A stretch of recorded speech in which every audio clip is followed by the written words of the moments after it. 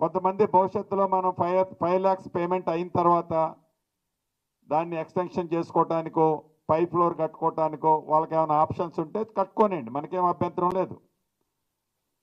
కానీ మనం అబోవ్ 600 అనేది డెఫినేషన్ డిస్కషన్ వచ్చింది అంటే first question poorest of the poor కాదు అనేది పాయింట్ రేజ్ అవుతుంది. మనం సెలక్షన్లో ఏదో మిస్టేక్ ఉన్నట్టు వస్తుంది. అది నా పర్సనల్ ఫీలింగ్ కూడా నిజమనే ఫీల్ అవుతున్నా. సో ఇన్ ఫ్యూచర్లో ఆఫ్టర్ దట్ సెంట్రల్ గవర్నమెంట్ వాళ్ళు ఇచ్చే ఆ కాంట్రిబ్యూషన్ కోసం విజిట్ జరుగుద్ది.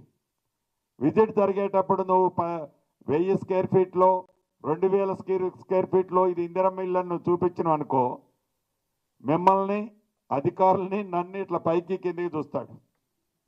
ఏంది ఇది పూరెస్ట్ ఆఫ్ ది పూర్ అంటివి, చూడు ఎంత పెద్ద ఇల్లు కట్టుకున్నాడో, ఇతను పూరెస్ట్ ఆఫ్ ది పూర్ ఎట్లా అవుతుందని క్వశ్చన్ చేస్తే మన ఎవరి దగ్గర ఆన్సర్ ఉండదు. అటువంటి క్వశ్చన్ రేజ్ కాకుండా ఉండే విధంగా, ఎక్కడ ఏ రకమైన తావు ఇవ్వకుండా ఉండే విధంగా మీరు ఈ రాష్ట్ర పౌరులుగా డెడికేటెడ్గా మీరు కష్టపడి పనిచేయాలని మనస్ఫూర్తిగా కోరుకుంటూ